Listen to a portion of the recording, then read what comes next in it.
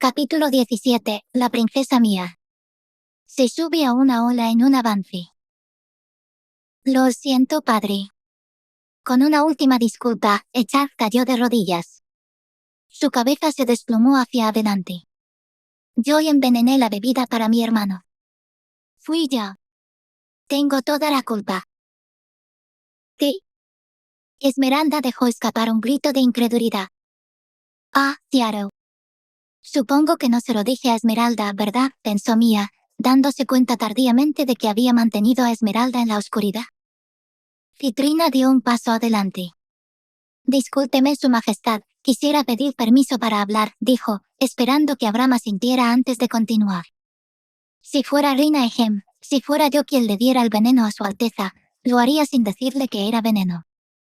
O le diría que solo era una toxina menor que no tendría consecuencias graves para la salud. Me parece dudoso que Su Alteza fuera consciente de la naturaleza letal de la sustancia que empleó.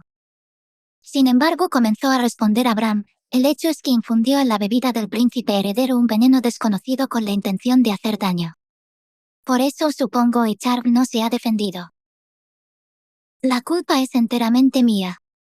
Mis acciones son inexcusables, repitió Echard, con la voz temblorosa y la cabeza aún a escasos centímetros del suelo. El argumento de Citrina, aunque sólido, significaba poco si el agresor se negaba a reconocerlo. Por el contrario, aunque Echard alegara ignorancia, a estas alturas, no sonaría más que un intento de escapar de la culpa. Lo que dijo Rina es probablemente cierto, pero casi imposible de probar. Mia suspiró suavemente. El envenenamiento de un rey es inédito en la historia de Sun Clan, pero si siguiéramos los precedentes de la mayoría de los otros reinos, sería un delito castigado con la muerte. En este caso, el acusado es un príncipe. El rey se interrumpió con un tono grave mientras miraba interrogativamente al canciller. El canciller asintió. Me temo que su sospecha es correcta, Su Majestad. Aunque el acusado sea un príncipe. Abram. El rostro de la reina palideció. Dio un paso hacia su marido, solo para ser detenida por una mirada escalofriantemente dura. El propio aire a su alrededor parecía retroceder, prohibiendo el acercamiento. De repente el rey se sintió increíblemente distante. Las muestras de afabilidad que había mostrado durante el baile habían desaparecido, así como cualquier signo de compasión por su hijo. Lo que quedaba era toda su realeza y nada más. Allí estaba el rey en toda su gloria inalcanzable, puro y recto, más justo que el hombre. Aunque sea su hijo, Majestad, dijo nervioso el canciller, me duele decirlo, pero darle una pena menor es. Abram asintió con un movimiento lento y cargado, como si su corona fuera de plomo y lugar de oro. Sobre todo si se trata de mi hijo, mi buen canciller, dijo. La severidad del castigo debe ser de primer orden. Si permito que mi pariente disfrute de una amnistía inmerecida, la propia justicia de nuestro reino se desmoronará. No me gusta hacia dónde va esto. La conversación había tomado un giro muy peligroso, y Mia era dolorosamente consciente. No podía hacer nada al respecto. No había espacio para que ella pudiera decir una palabra. A estas alturas, le había quedado claro que Abram no los había llamado para que le aconsejaran. Habían sido traídos como simples observadores para atestiguar el hecho de que se había llegado a un veredicto justo e imparcial con respecto a este horrible asunto. Que la justicia se había mantenido. La conversación se había hecho mucho antes de que ella llegara. Su papel era simplemente atestiguar al mundo la integridad moral del juicio de Abram y la sentencia de Echard.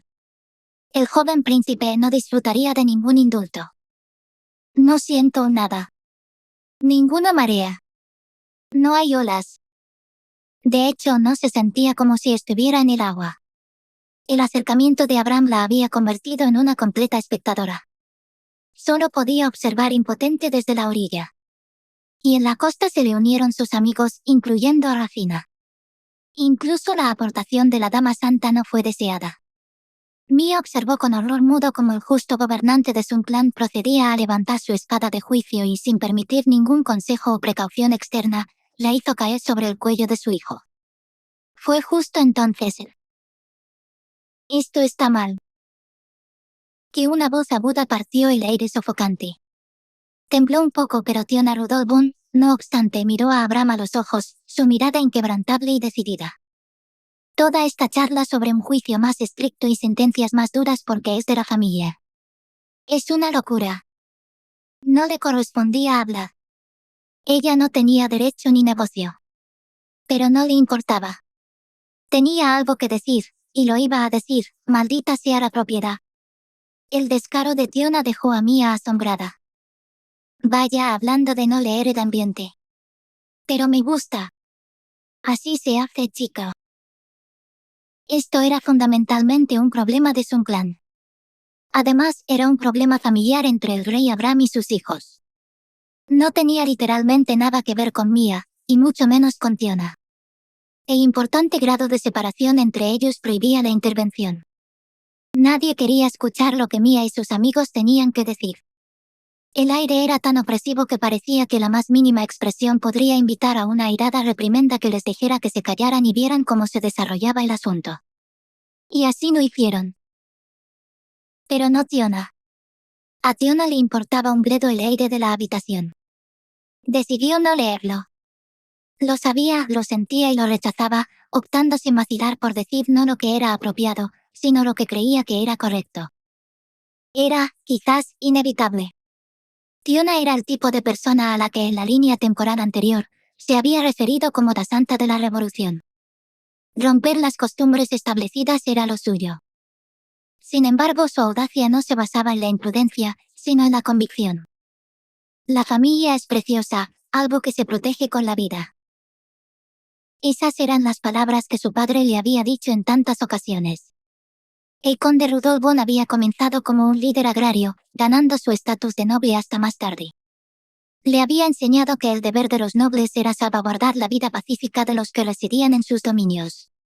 Ellos eran su pueblo. Su familia. Para Tiona, la gente de sus dominios era su familia. ¿Debía entonces juzgar más estrictamente a toda su gente? ¿Merecían todos sentencias más duras? No podía aceptar la lógica que se mostraba. Para ella, la familia era algo por lo que lo arriesgaría todo, incluso su propia vida. Su coraje inquebrantable como una flecha de pura voluntad, atravesó el grueso muro de exclusión que impedía su participación. A través de ese agujero, de esa brecha, Mia vio la esperanza. La sintió. Una ola atravesó el agujero. Todavía era pequeña, solo le llegaba a los tobillos, pero la cabalgaría, porque ese era el camino de la Seamón. Ningún practicante respetado de la flota permitiría que una ola no se dejara llevar, sin importar su tamaño o forma. Así pues, Mia respiró tranquilamente y, dispuesta a dejarse arrastrar por la diminuta corriente, abrió la boca. Hay un fallo en su veredicto, Su Majestad. ¿Un fallo, dices? Abraham le lanzó una mirada aguda. Ella se estremeció un poco. Está bien. Puedo manejar esto. No es tan malo como cuando Dion Alaya me mira fijamente. Casi, pero no tan malo. El pensamiento le permitió mantener la calma. Sí. También se podría decir que es una injusticia. ¿Injusticia? Mia no sabía quién había soltado el grito de afrenta, y no podía permitirse el lujo de averiguarlo. Se permitió solo un segundo para respirar y ordenar sus pensamientos, y rápidamente recordó los acontecimientos de la línea temporal anterior. Tiona Rudolf von había sido la líder de la revolución, pero no había sido ella la que había condenado a Mia a la guillotina. Ni siquiera había sido ninguno de los revolucionarios. El que había decidido el destino de Mia era el príncipe de otro reino, Sion.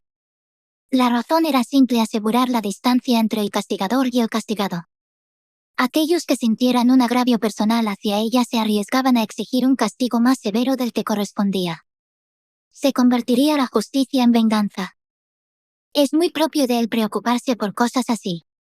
Tenía que asegurarse de que todo el asunto pareciera justo para todos, tanto dentro como fuera de Tearmon. No es que ayudara a Mia, sin embargo, considerando que su cabeza todavía rodaba. De todos modos, sí. Oh, gracias por haber tenido la idea, Sion, porque la voy a tomar para mí. Y así, Mia se dedicó a una descarada apropiación de la propiedad intelectual. Armándose con la espada retórica que una vez empuñó su archienemigo Sion, lanzó un feroz chillido de batalla y la blandió contra Abram. Su Majestad, debo recordarle que usted es la víctima. Ha sufrido este incidente. ¿No sería posible entonces interpretar la mayor dureza de su juicio como el ejercicio indebido de su poder para cuadrar un rencor personal contra el ofensor? No se anduvo con rodeos. ¿Les golpeó con y si la gente piensa que estoy siendo injustamente indulgente porque es de la familia? Así que ella contraatacó con y si la gente piensa que está siendo injustamente duro porque eres la víctima?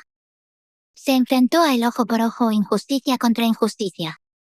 La sospecha va en ambos sentidos, así que compensó una posible percepción con su equivalente y opuesto. Para los ignorantes al menos, añadió.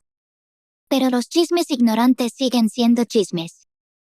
La implicación, por supuesto, era que ella no pensaba así, pero algunas otras personas podrían hacerlo. Después de todo, se trataba de Mia. No iba a buscar peleas sin asegurarse de que podía desviar las represalias a otro lugar. En el proceso, sin embargo, ella arrebató con éxito el estandarte de la justicia de las manos de Abram. Siguió un silencio durante el cual Abram cerró los ojos. Tras un momento de reflexión, lo rompió. Muy bien. Su argumento resulta convincente, princesa mía, y creo que merece ser considerado. ¿Qué sugieres entonces que haga? ¿Qué sentencia debo pronunciar? Sencillo. Nada, Majestad, respondió Mia. No deberíais pronunciar nada, porque tienes un buen hijo que puede hacerlo en su lugar. Se volvió hacia Sion. Creo que el príncipe Sion es el más indicado para juzgar este asunto. Su mirada se encontró con la de ella, y ella la sostuvo. Tal vez acababa de condenar a Sion a sentenciar a su propio hermano a la muerte. Tal vez acababa de clavarle una cuchilla en el corazón, y lo único que quedaba era que la carne cediera, y se formara una herida duradera. Aún así ella creía en él. Creía porque había visto su arrepentimiento en Dremno, y había visto su determinación en Saint-Noy. Le había oído jurar que se ganaría su propia redención. Sion Sosungkland era su amigo, y tenía fe en él. Cuento contigo, Sion. Le dirigió una mirada expectante. Ahora es todo tuyo. Y procedió a descargarle el problema al por mayor.